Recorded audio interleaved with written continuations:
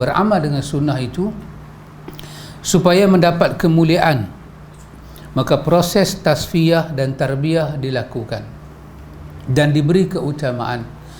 Dan hal berkaitan dengan tasfiyah, penulis dah bagi sikit penjelasan, yakni dia nak merujuk kepada masalah tarbiyah.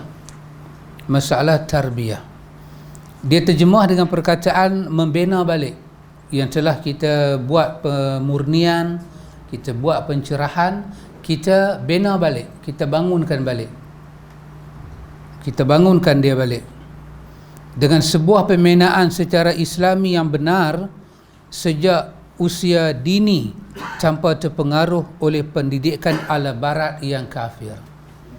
Yang dimaksud dengan ala barat di sini adalah da'iyah palsu daripada barat, teori-teori barat. Tidak diragukan lagi bahawasanya upaya untuk mewujudkan kedua kewajipan ini memerlukan dan menuntut kesungguhan yang memadai, saling bahu-membahu antara kaum muslimin seluruhnya dengan penuh keikhlasan, baik secara kolektif maupun individual. Sikap ini sangat diperlukan dari semua komponen masyarakat yang benar-benar berkepentingan untuk menegakkan sebuah masyarakat yang Islami yang menjadi idaman di setiap negeri yang telah rapuh pilar-pilarnya. Semua pihak bekerja pada bidang dan spesialisasi. Dah special tu orang putih ni nak ijaz Indonesia ni. Spesialisasi. Agus. Waduh Gus.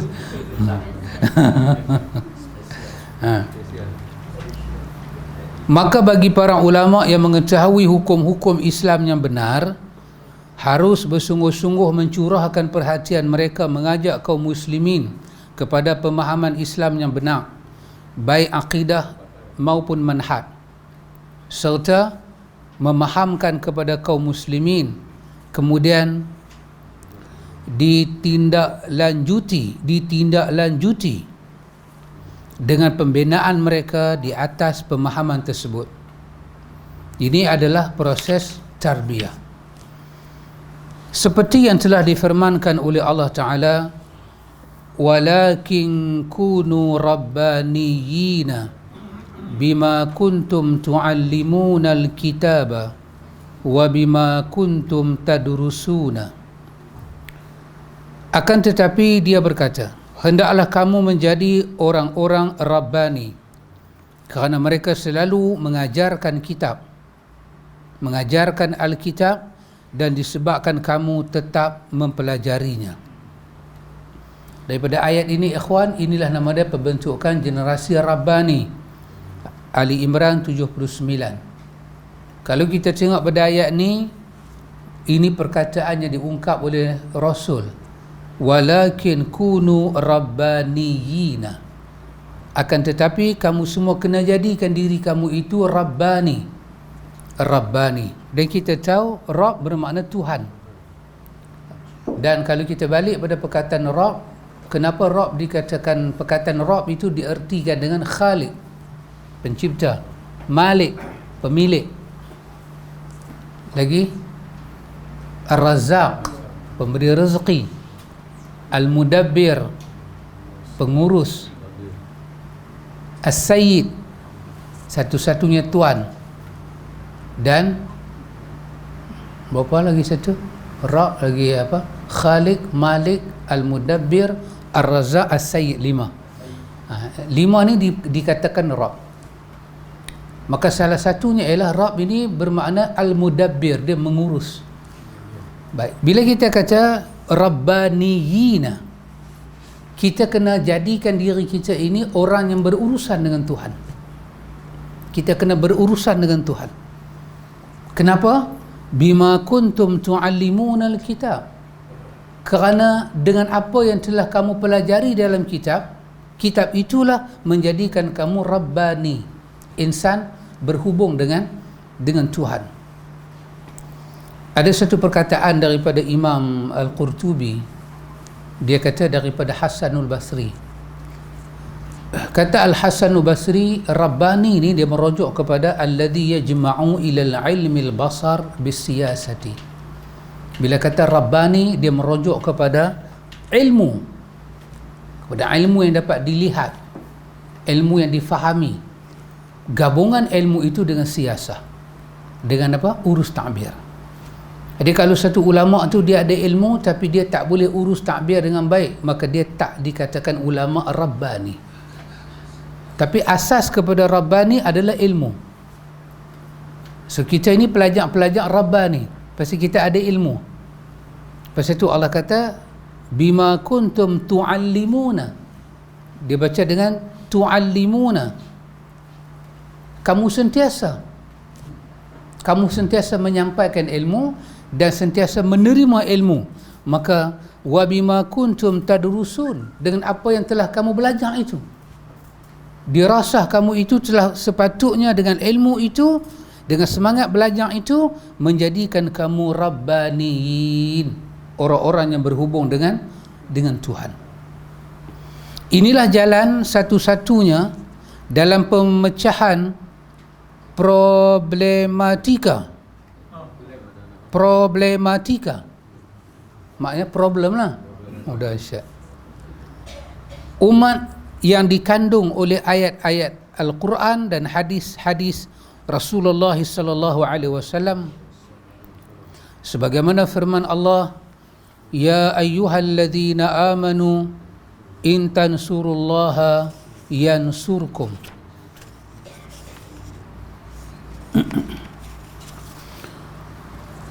Wa yusabbit aqdamakum. Ya ayyuhalladzina amanu in tansurullaha yansurkum wa yusabbit aqdamakum. Hai orang-orang yang beriman, jika kamu menolong agama Allah, nescaya Dia akan menolongmu dan meneguhkan kedudukanmu. Ini merupakan sebuah kesepakatan yang tidak ada perbezaan antara kaum muslimin tentang ayat tersebut, bahawa makna firman Allah, jika kamu menolong agama Allah, adalah jika kamu mengerjakan apa-apa yang diperintahkannya, nescaya Allah akan menolong kamu dari musuh-musuhmu. Ikhwan a'azakumullah, tajuk yang kita baca ini berkaitan dengan tasbiyah tarbiyah. Tasbiyah telah dijelaskan, sekarang ini bahagian tarbiyah. Maka ayat yang diangkat oleh penulis 79 daripada Ali Imran membawa hala 7 tarbiyah.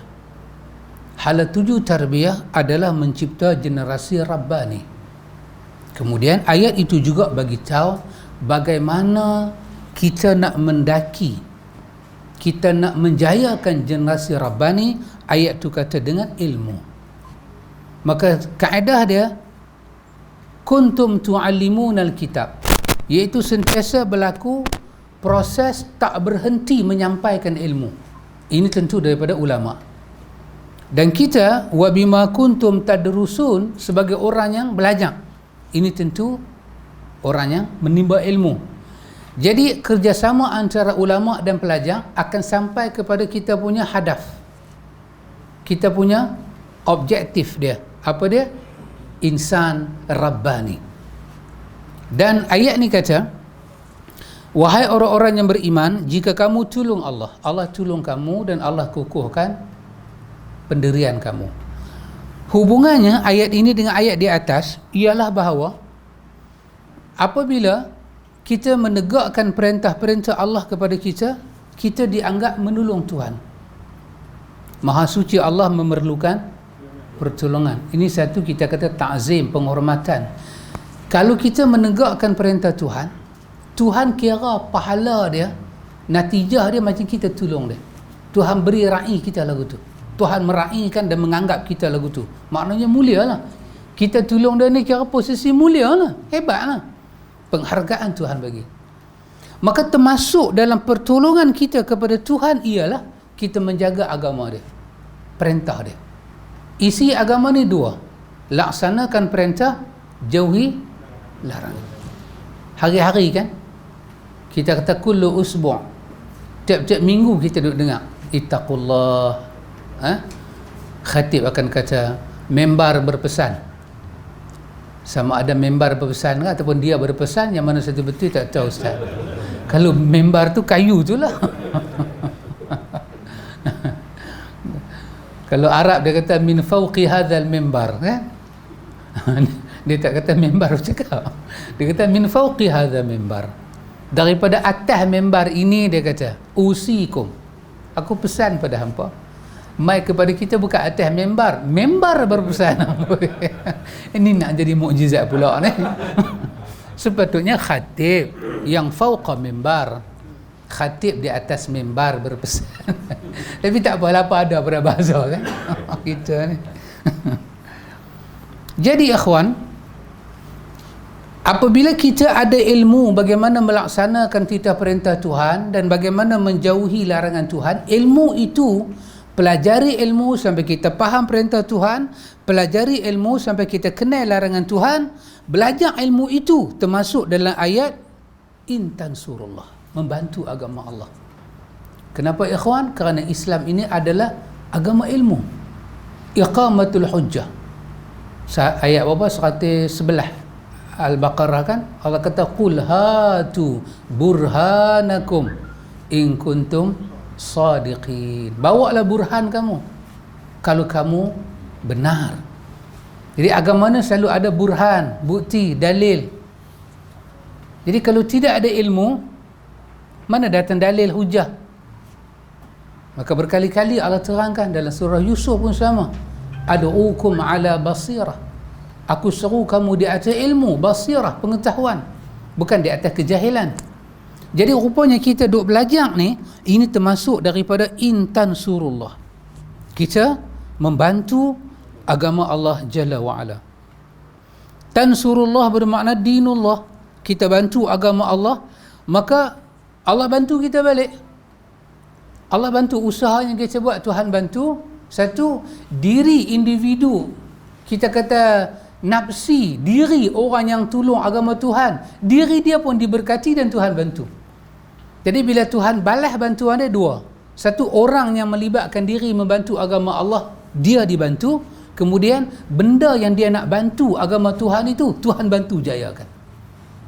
Satu je kita buat untuk Tuhan, Tuhan bagi dua pada kita. Tapi dua ini dia punya ganjaran terlalu besar, dunia dan akhirat.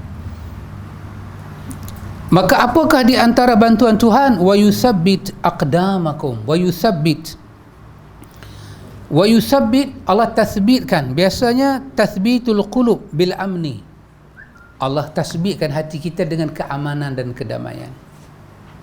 Keamanan dan kedamaian. Pasal itu adalah banyak kerja ilmu kita belajar ni, kerja kita adalah zip mulut aja. Kita tak payah bercakap. Biar ilmu yang bercakap. Macam Aisyah kan, bila orang tuduh dia macam-macam, dia zip mulut dia. Nabi zip mulut Nabi.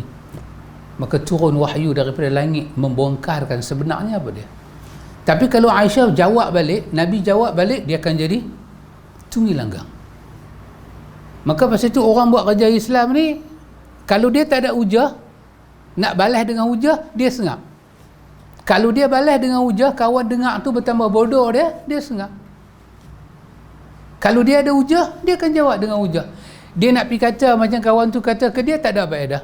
Kerana dia antara akhlak yang Nabi ajak pada kita, min husnil islami mar'i tarkuhu ma la ya'ni. Cantik Islam satu orang tu, indah Islam satu orang tu, kalau dia boleh tinggal benda tak ada kena mengena dengan dia. Tinggal. Hatta walaupun orang kata pada kita sekalipun, jawab tu tak ada kena mengena dengan kita. Tak perlu jawab pun, nak jawab apa? Kerana kita berhadapan dengan manusia, tutup telinga, tutup mata, tutup hati. Nak jawab apa? Pasal tu orang tua-tua kata jurus keladi macam mana? Jurus keladi, jurus ayat atas keladi. Jurus ayat atas daun keladi. Dia betul, saya tengok sendiri, dia jadi macam berbola. Macam tu kan? Dia jatuh. Dia tak basah dia tu, tak lekat.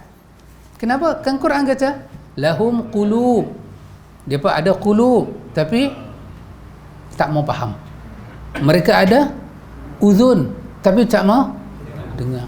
Mereka ada basar tapi tak mau tengok. Kita kata not is look with naked eyes, but from your soul. Kan bila kita tengok satu benda, kita tengok dengan hati perut. Betul orang tua kata hati perut ni betul. Hati perut ni bukan masalah gabungan hati dan perut. Dah. Kena ada hati perut orang tua kata. Dia tengok daripada nurani, laman nurani. Maka dia berbeza. Maka bila kita tolong agama Allah, maka apa Tuhan sabit pada kita? Tasbitul qulub bil amni. Allah sabitkan hati kita dengan aman. Hati kita tak sama dengan hati orang nak meruntuhkan Islam. Saya ingat kita pun dalam dis ni kita ada pengalaman demi pengalaman. Saya ingat dis ni taklah sebesar satu yayasan yang memerlukan dana berjuta-juta ringgit. Tapi tu pun orang komplain kata. Orang komplain nama kita, nama eja tak betul, penaik signboard tak ada lesen. Orang komplain, macam orang komplain Ustaz. Sampai orang main monitor kita, pihak berkuasa datang monitor. Harapan komplain itu supaya dis ditutup. Tapi ini yang dikatakan wa yuthabbit aqdamakum. Kita yang buat kerja ni, duduk dalam kerja-kerja lagu ni, apakah what we say dalam bahasa tu, saya duk ingat, saya nampak dia start dengan huruf B. Benefit. Apakah kita punya benefit? Saya fikir kalau benefit, saya ingat Mr. Presiden kita tak duduk sini ya. Dengan apa? Kita punya apa? Deputy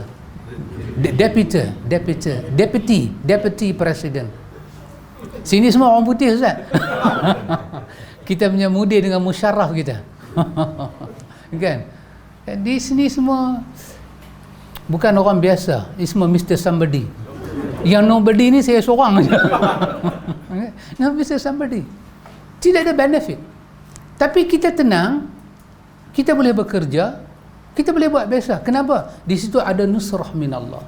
Ada bantuan Tuhan. Tapi orang yang buat kerja lagu ni, dia yang tak aman. Lepas dia buat satu tak berhasil, dia kena move lagi satu. Dia kena fikir, kena merancang. Why tak jadi ya? Alamak. Lepas tu dia takut. Pasal apa? Pasal dia report, dia takut. Kalau nama dia orang tahu macam mana? Apa enggak? Tidur malam tak lena. Dia betul-betul seperti mana Haji Labu jumpa Bomo. Gambar. Gambar siapa? Gambar Malisa. Bubuh dalam botol kan? Pusing. Yang tak tenang siapa dia? Haji Labu. Dia kata Tok Bomo macam ni kan cara tiup dia. Tok Bomo yang lena. Dia tak tenang. Dia buat lagu tu tak kena, dia hantar-hantaran kena halau. Dia yang tak tenang. So orang yang berada di atas bantuan Tuhan, tathbit qulub bil amni. Allah letak diri dia, hati dia di atas keamanan. Dan Tuhan kata aqdam. Allah bagi kepada dia aqdam. Iaitu apa dia ikhwan? Tathbitul aqdam. Ini kita kata satu ibarah anin nusrah wal ma'unah. Satu ibarat kepada pertolongan Allah dan bantuan Allah. Aqdam asal makna qadam kan, tapak kaki kita. Allah kukuhkan pendirian kita. Macam mana orang yang berada di medan pertempuran, qital, mereka nak bertempur masa tu kecut, maka diperlukan tasbit, sabit wa yusabbit aqdam. Tasbit aqdam ni, kaki jangan bergerak, mengharapkan nusrah ma'unah fil harb, ketika berlakunya muharabah itu, pertempuran yang sangat dahsyat, maka diperlukan hati yang kuat. Maka Tuhan kata kita belajar, kita pertahankan agama ini kerana isi agama ini adalah ilmu, bukan kejahilan, bukan kebodohan. Agama tak dapat dipertahankan dengan kebodohan. Agama dipertahankan dengan ilmu. Maka orang yang belajar sampai dia berubah diri dia, maka Tuhan akan beri kepada dia pertolongan dan Tuhan akan tasbitkan qulub dan aqdam. Qulub dan aqdam maknanya zahir dan batin dia kukuh. Maka mukhalafah dia, kawan yang buat khianat dengan dia, zahir batin tak kukuh. ada satu perkataan daripada Imam Ghazali, Hujjatul Islam. Dia cakap, kalau tak salah, saya rasa tak salah lah, tapi kalau tak salah saya lah ustaz, tapi saya rasa tak salah lah, ketika dia bercakap tentang a'malul batin berkaitan dengan sembahyang, asrarus salah, amal-amal batin tentang rahsia solat. Imam Ghazali kata, kita angkat tangan, Allahu Akbar. Ialah adab yang kita belajar dalam ihya kan, angkat tangan, mata tengok bawah, tangan kita angkat, lepas tu tak balik tangan kita. Dia kata di situ ada suatu tasawur Tuhan berbicara dengan kita, tapi memerlukan ketajaman hati perut, naluri dan pemikiran yang dibawa oleh ilmu. Saya tahukah dia kata apa, ketika kita angkat tangan dan kita letak tangan, nak letak tak mana kita letak lah, tapi dia punya story dia, angkat tangan dan letak, tahu tak apa yang sedang berlaku. Bila kita angkat tangan, dia kata kalau kita berjalan macam biasa ni pun dada kita terbuka. Bila kita angkat tangan lagu ni, dada kita lebih terbuka. Tahu tak kita bagi tahu apa depan Tuhan, kita seolah-olah bagi tahu Tuhan, hati perut aku lah ni semua hang tahu. Dan kita letak tangan kita balik, dan kita seolah-olah kata pada Tuhan, Tuhan, aku nak tutup apa yang memalukan diri aku kalau hang tahu. Dan memang hang tahu. Bagaimana kau boleh berdiri begitu depan Tuhan, bila kau bagi salam, kau berjalan seolah-olah Tuhan tak tahu hati perut kau. Kau buat ke orang, kau khianat. Kau kata kau nak buat agama, tetapi kau khianat orang buat agama macam kau juga. Kau kata kau sayang pada sunnah, tapi kau maki hamun orang yang sunnah macam kau juga. Ketika kau semayang, kau bagi tahu, Tuhan, aku buka dada aku pada hang, hang tahu hati perut aku, aku tutup Tuhan, dan aku tunduk malu. Habis-habis bagi salam, seolah-olah macam Tuhan tak tahu apa hati perut dia. Cara dia bercakap, cara dia itu, cara dia nilai, cara dia itu, cara dia buat keputusan, cara itu, seolah-olah semua orang selain daripada dia adalah nobody. Apa? Tidak, apa orang putih kata? Tidak important. Tidak important. Betul ya mana? Important. Tidak apa? Tidak penting. Seolah-olah dia tu saja yang oh, pasal itu dulu ada satu lagu. Apa? Lihatlah aku. Bisa dengar lagu tu? Lihatlah aku. Macam mana kepala dia? Lihatlah aku. Perempuan. Bukan Latif Ibrahim, pilihlah aku jadi temanmu. Ini perempuan. Apa macam dia beritahu, lihatlah aku, kating aku rampin, pinggang aku rampin. Apa macam mana? Saloma. Macam mana kepala dia? Bukan Sajat. Sajat pun duk mengajar hadis dah ni.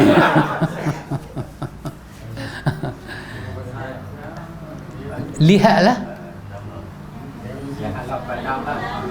Bukan. Lihatlah, pandanglah. Anita Sarawak. Siapa kata Saloma? Pakcik kata Anita Sarawak. Yang kata Anita Sarawak tiru macam saya. Apa pakcik?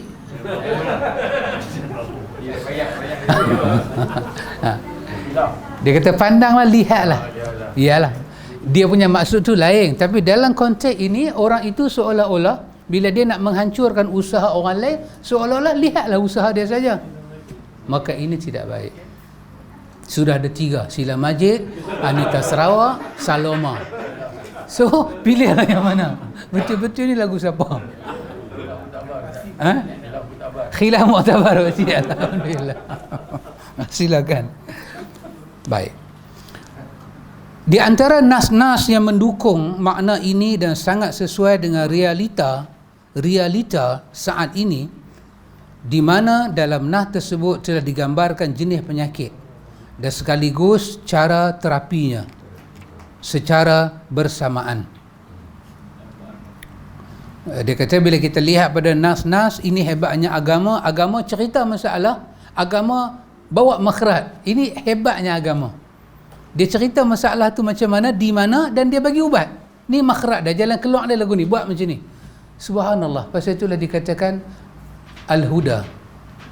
Dibawa, dibimbing, dia tak biar kita keseorangan. Seperti sabda Nabi, "Idza tabaya'tum bil 'ainah wa akhadhtum adnabal baqar wa raditum biz zar'i wa taraktumul jihada sallatallahu 'alaikum dhulla la yanzi'uhu hatta tarji'u ila dinikum." Ini dalam riwayat Abi Daud daripada Ibnu Umar. Nabi kata, jika kamu telah menjual beli dengan sistem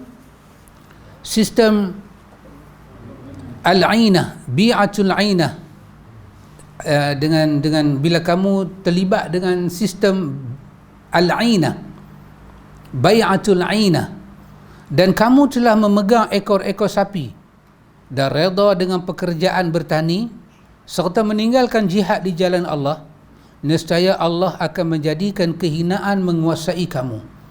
Dia tidak akan mencabut kehinaan itu dari kamu sehingga kamu kembali kepada agamanya.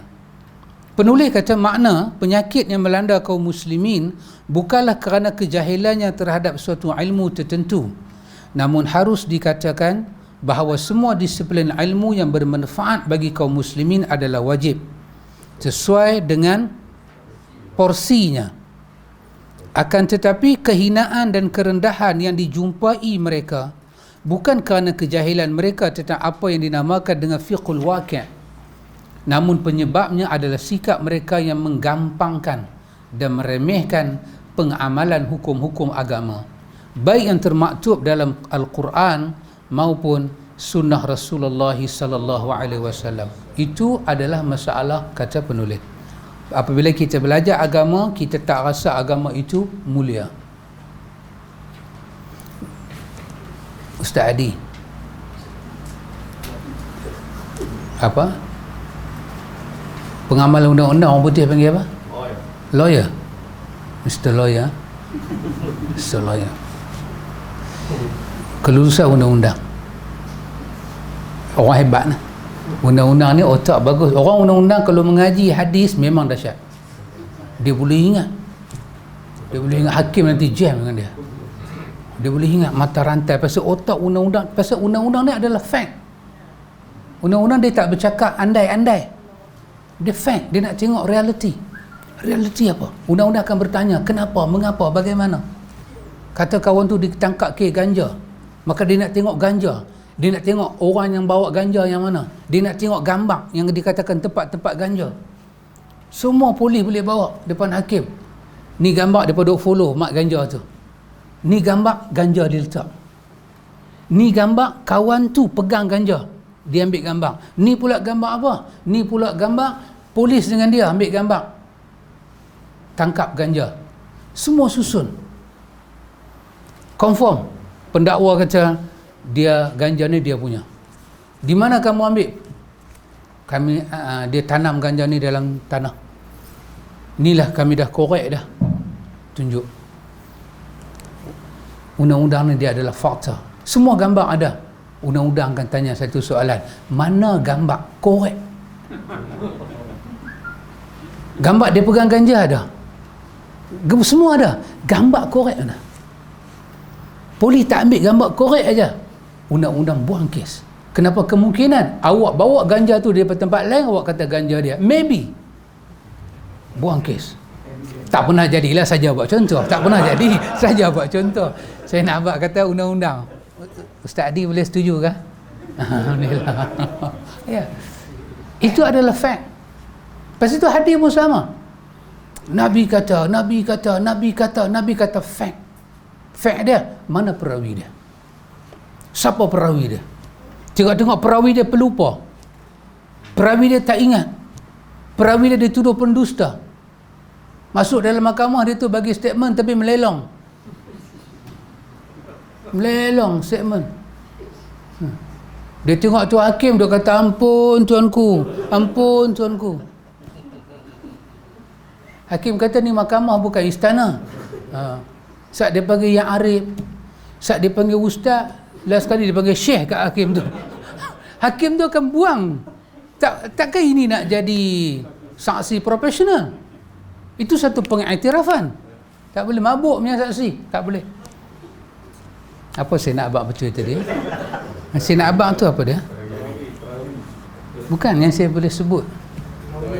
Lawyer tu apa dia saya nak abang tadi? Tak apa, sekejap lagi saya abang. Saya terlupa dah. Baik.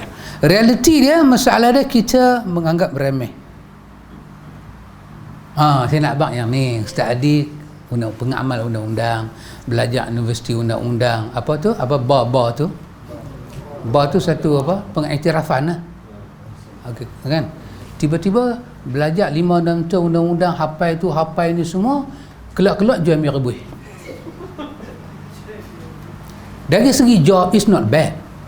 Tapi dari segi benda kita study hard, work hard, so macam no point. Bukan mesti semua orang study satu bab dia dalam bidang tu kan, tapi diharapkan bidang tu lah. Kita accountant pergi accountant, kira pun tak masuk akal. Kira yang kita bukan 2 campur 2, ambil semua pakai X, B, H tu, tak tahu mai ikut mana huruf ni. So kali dengan Allah pening kepala. Pasal tu depa mengaji matematik, rambut semua cacat. Semua rambut kena buat rebonding balik lurus. Pening kepala tak Ustaz. Tiba-tiba 5-6 tahun lagu tu mengaji lagu tu, last kali pergi jual sate.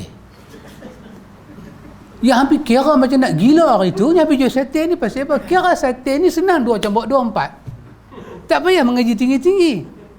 Bila kita meremehkan apa kelebihan Tuhan bagi pada kita, itu adalah problem hidup. So Ustaz Adi seorang pengamal undang-undang, duduk dalam bidang undang-undang, the right man in the right job in the right place.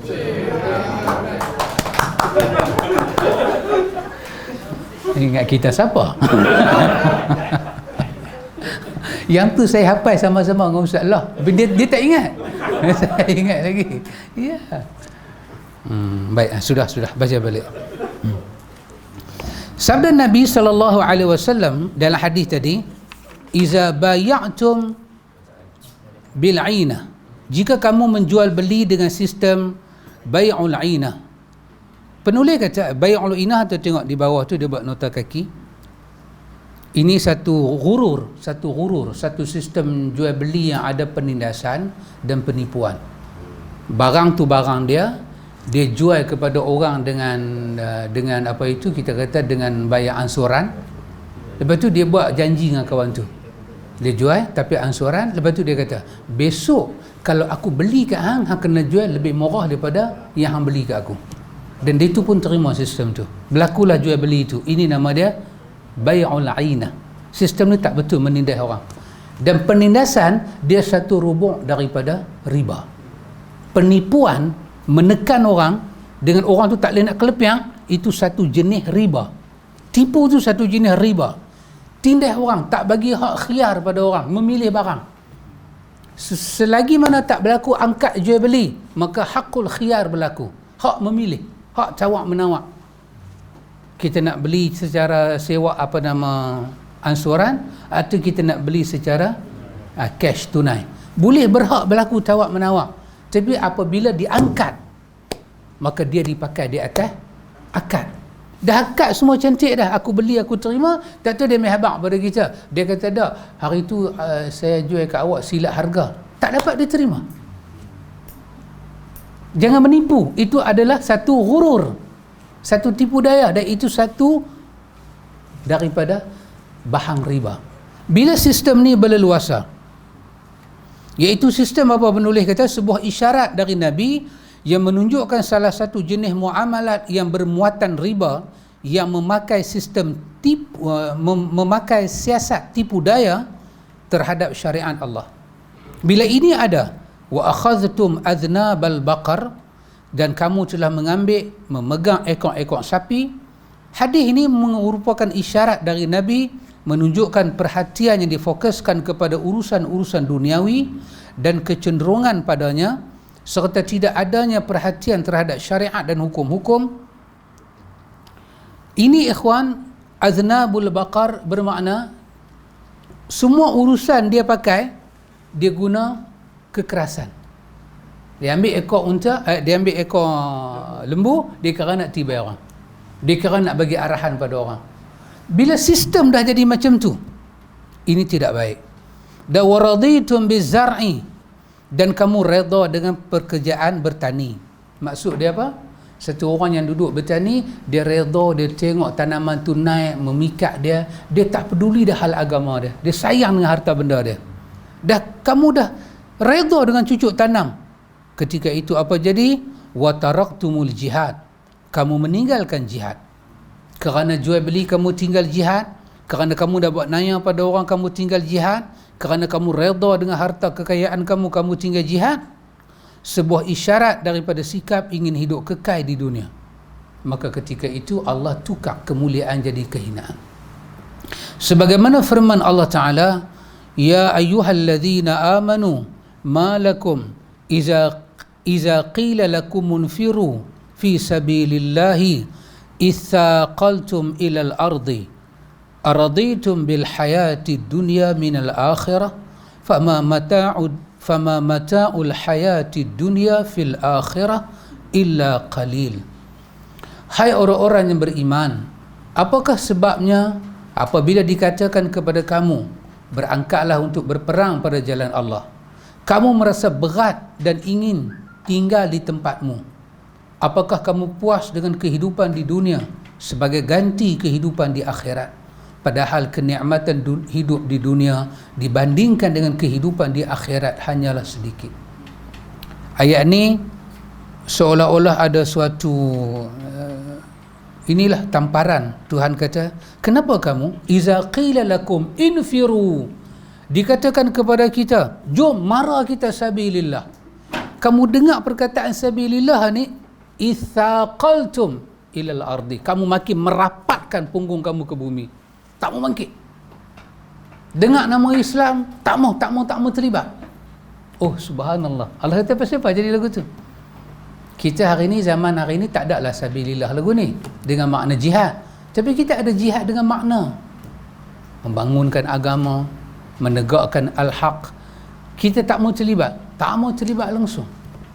Bila orang perlukan masa kita, time kita, ithaqaltum ilal ardi, kita rapatkan papa punggung kita ke bumi. Allah kata araditum bil hayati dunya minal akhirah, kamu nak tukar ke dunia dengan akhirat. Ini menunjukkan kehidupan akhirat lebih mulia daripada kehidupan dunia. Bila ini terjadi, kita tinggal jihad dan sistem yang tak bagus cara hidup tadi itu ada, maka apa akan terjadi?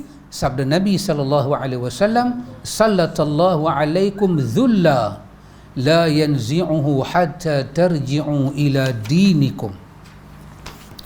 Nescaya Allah akan menjadikan kehinaan menguasai kamu. Allah tidak akan mencabutnya daripada kamu sehingga kamu kembali pada fitrah agama dia. Allah bagi pada kita dhulla ataupun zillah. Apa dia? Kehinaan. Hina maksud dia apa ikhwan? Pihak yang lebih tinggi daripada kita pandang rendah pada kita. Hina. Maka akan ada satu kuasa lain, dia akan ambil alih, sehingga kita akan rasa hina dengan pandangan dia dan tindak tanduk dia. Di sini dia guna perkataan sallatallah. Ada satu kuasa akan datang, kaum lain akan ambil alih kita, yang dia tak sayang dengan kita, dia benci dengan kita. Ini mengisyaratkan secara jelas bahawasanya agama yang merupakan kewajipan kita, ini mengisyaratkan secara jelas bahawasanya agama, dalam hadis ini Nabi guna perkataan hatta tarji'u ila dinikum, hingga kamu kembali pada agama kamu. Ini merupakan kewajipan kita untuk kembali kepada agama, adalah agama yang disebut oleh Allah dalam ayatnya yang mulia, inna dina indallahil islam, sesungguhnya agama yang Allah redha hanyalah Islam. Dan firman Allah, al-yawma akmaltu lakum dinakum wa atmamtu alaikum ni'mati wa raditu lakumul islam dina. Pada hari ini telah aku sempurnakan untukmu agamamu dan telah kucukupkan kepadamu nikmatku dan telah kuredai Islam itu menjadi agama kamu. Subhanallah ikhwan. Ikhwan, saya pinjamkan sedikit perkataan para ulama kita, di antaranya Al-Hafiz Imam Ibn Qayyim Al-Jauziyah rahimahullahu ta'ala. Allah redha dengan Islam ini. Agama di sisi Allah hanya Islam.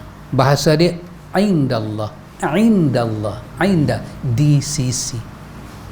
Di sisi Allah ada Islam, lain tak ada, cuma ada Islam. Islam yang mana? Islam yang Tuhan buat turun, sibghatullah, Tuhan yang telah design dia. Jangan ambil lakaran-lakaran lain, ambil yang Allah buat turun. Kita dah belajar dah kan apa makna dinul khalis. Khalis, ingat dah lagi pelajaran kita, dinul khalis, agama yang murni. Ambil dia murni seperti dia diturunkan. Jangan tokok, jangan tambah, jangan masukkan hawa nafsu, akal fikiran, pandangan, itu dah tak murni. Murni daripada Tuhan. Kata para ulama, Al-Hafiz Imam Ibn Qayyim, sesiapa yang belajar agama tapi dia tak dapat 4 perkara ini, bermakna dia belum dapat nikmat beragama. Atau kita boleh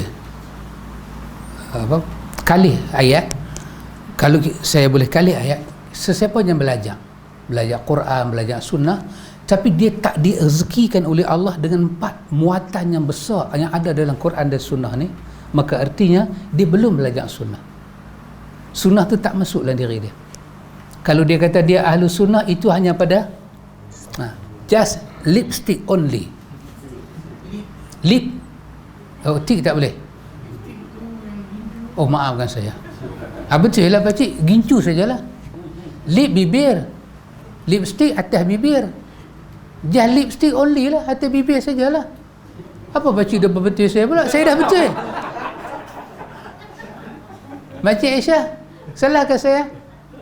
Betul? Tengok siapa tak sokong saya. Ustaz Ali. Lip saja. Oh, tik tak boleh. Saya bukan nak batal ikhlas, saya nak hanya di atas bibir. Di atas bibir.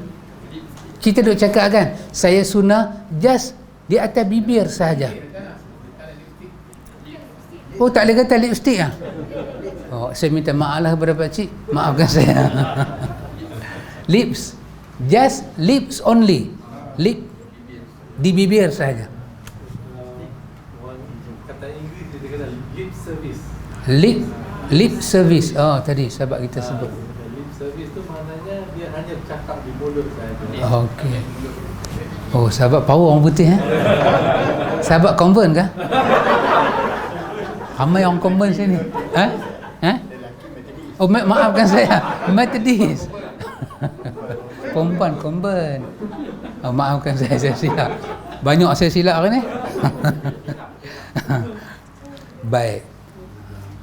Jadi kalau dia belajar, dia tak dapat ini, bermakna 4 benda ni kalau dia dapat, dia boleh rasa perubahan di roh dan jasad dia. Apa dia?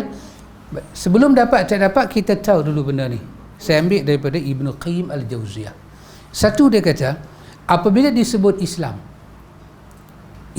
yang Allah redha tadi kan, penuh dengan nikmat. Bila sebut Islam, Imam Barbahari kata apa? Islam itu adalah sunnah, sunnah itu adalah Islam. Dua benda tak boleh dipisahkan. Apabila disebut Islam dan sunnah, benda pertama kita kena tahu, Islam dan sunnah ini syarat dan padat dengan akhlak.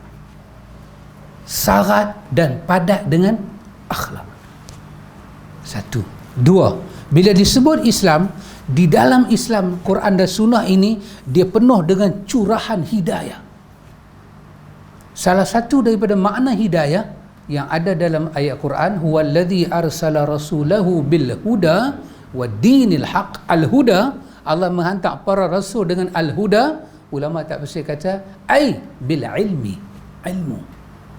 Maka Islam ini agama yang syarat dengan hidayah, dengan ilmu. Ilmu kena jadi hidayah. Apa makna hidayah? Pembimbing. Bila ilmu tak naik pada tingkatan hidayah, dia bukan ilmu yang bermanfaat. Dia tak boleh bimbing kita. 2, 3. Yang keempat, Yang ketiga, satu tadi dia syarat dengan akhlak, kedua dia syarat dengan hidayah, ketiga dia syarat dengan limpah. Dalam Islam, dalam Quran dan Sunnah ni dia dipenuhi dengan limpahan amal saleh. Amal saleh itu huwallazi arsala rasulahu bil huda wad dinil haq. Ulama kata dinul haq ai amalus saleh.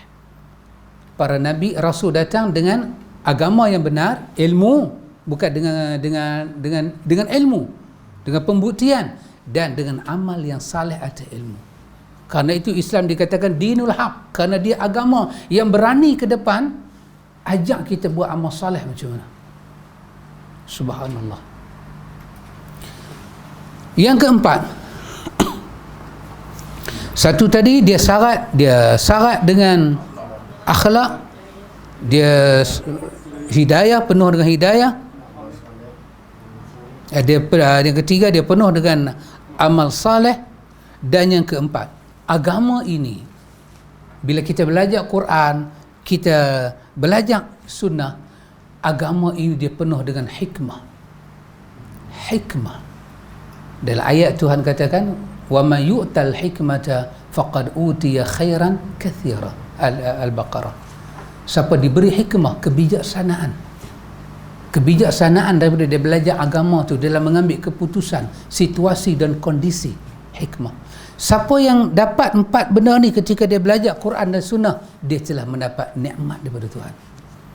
Tapi kalau dia tak dapat satu pun, dia tak rasa nikmat akhlak ke mana. Nikmat akhlak apa dia? Nikmat sabar, nikmat syukur, nikmat redha, nikmat khauf, nikmat zuhud, dia tak boleh rasa. Dia tak masuk dalam nikmat akhlak. Maka artinya memang betul dia belajar sunnah, tapi sunnah tu apa tadi? Lip service only, hanya di atas bibir. Ada satu lagu dia sebut apa? Cintamu di atas bibir. Ada. Saya tak pasti Indonesia ke Melayu, tapi yang pentingnya ada. Dan ada lagi satu lagu, Kekasih Gelap. Dahsyat. Nama lagu tu Kekasih Gelap. Indo tak silap saya, sahabat Roy. Asyik baik sahabat Roy Kekasih Cerah. Subhanallah. Baik. Manhaj Ahlus Sunnah wal Jamaah adalah manhaj tasfiyah dan tarbiyah, adalah manhaj yang benar. Maka pelaksanaannya memang membutuhkan waktu yang lama. Maka hal itu harus dilaksanakan dengan ilmu yang bermanfaat dan amal yang saleh, serta dengan penuh kesabaran. Sebab dengan ilmu, amal saleh dan kesabaran, Allah Ta'ala akan memberi kemenangan pada umat Islam. Firman Allah, وَجَعَلْنَا مِنْهُمْ أَئِمَّةً يَهْدُونَ بِأَمْرِنَا لَمَّا صَبَرُوا وَكَانُوا بِآيَاتِنَا يُوقِنُونَ. Ya, kami jadikan di antara mereka itu pemimpin-pemimpin yang memberi petunjuk dengan perintah kami selama mereka sabar, mereka meyakini ayat-ayat kami. Tengok ikhwan, Allah bagi tahu Allah akan mengangkat generasi Rabbani ini menjadi a'immatan. Mereka akan jadi qadah dan qudwah, yuqtada bihim fi dinihim. Dia pun akan jadi pemimpin untuk bawa orang kepada agama yang benar. Kalau kita di atas manhaj yang betul, Allah akan angkat kita sebagai, tapi syarat dia sabar. Tasfiyah dan tarbiyah, tazkiyah ni kena 13 tahun korang-korang di kota Mekah. Sesungguhnya dengan kesabaran dan keyakinan, maka Allah akan menganugerahkan kepimpinan kepada umat Islam dan memberikan kemenangan pada mereka. Sabar, siapa yang sabar, dia ada, orang putih kata apa? Dia ada apa itu? Not potensi, tapi kalau dia sabar, what we call shadow, shadow. Dia bukan apa nak kata, Melayu kata macam ni, bila dia mula sabar dengan apa terjadi pada dia, dia telah menonjolkan diri dia dengan watak kepimpinan dan dia akan diikuti. Karisma, leader karisma. Abang kepala herok bermakna tak betul lah. Kalau teacher herok kepala tak betul. Tapi boleh faham lah. Orang yang tidak sabar, daripada awal lagi dia telah bagi tahu pada diri dia, dia tidak ada tu. Dia tidak ada tu. Bukan sekata perempuan. Dah. Adakah pembentukan dia tu, karisma dia kan. Dulu ya, bisa tengok karisma Kapur. Kan? Dia. So, cuba tengok siapa pun sabar. Antu cuba perhati, bila sesuatu musibah berlaku, ujian berlaku, bila dia sabar, orang akan perhati dia. Ya Allah, hang sabar noh. Dia akan jadi rojokan. Kerana Tuhan akan angkat orang yang sabar ni sampai tertonjol dia punya qadah, kepimpinan dia. Dia akan jadi yuqtada. Dia akan dicontohi. Oh subhanallah, dahsyat. Pasal tu dahsyat ni dia sabar. Dahsyat ni adalah sabar tu dahsyat, bukan dahsyat tu adalah sabar. Memang tersasuh lah pakcik dia 10.5 dah. InsyaAllah ikhwan, kita akan sambung satu tajuk yang lain, iaitu manhaj dakwah Ahlus Sunnah wal Jamaah. Kita tinggal 2 tajuk lagi je. Lepas tu kita khatam kitab ni. Dia sampai 84. Ya. Kelas kita masih ada lagi berapa kali? 3. Kita ada Senin, Selasa, Khamis. InsyaAllah ni beza 3 hari. 3 hari ya? Boleh habis. Ataupun kita ambil 4 hari. Isnin, Selasa, Rabu, Khamis. InsyaAllah. So hari Khamis tu kita Lepas tu dah nak Ramadan. Jemaah kita dah nak siap-siap kan, nak puasa dah, kita pun dah nak start kan, nak cat baru, kita kena kemai rumah sambut Ramadan Al-Mubarak kan. Orang Arab lagu tu Ustaz nah, dia tukar cushion dia salin tu, dia sambut Ramadan dahsyat. Alhamdulillah. Kita habiskan juga. Jadi hari Khamis tu kita dah boleh buat pulut kuning ya. Yang mana kita belajar daripada muka surat 1, saya bagi homework sikit balik buat, daripada muka surat 1 sampai muka surat 630 kita belajar kan.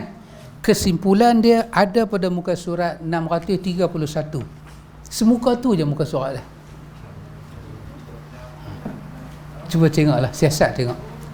3 je. Dan dia ungkap dengan 3 metod. Itu 630 muka surat. Ustaz Ali diselesaikan dengan 3. Satu muka surat je. Inilah maksudnya keselamatan akidah. Di mana punca dia? InsyaAllah kita akan tengok. Wallahu ta'ala a'lam. Subhanakallahumma wa bihamdika asyhadu an la ilaha illa anta. Wassallallahu ala nabi Muhammad walhamdulillah.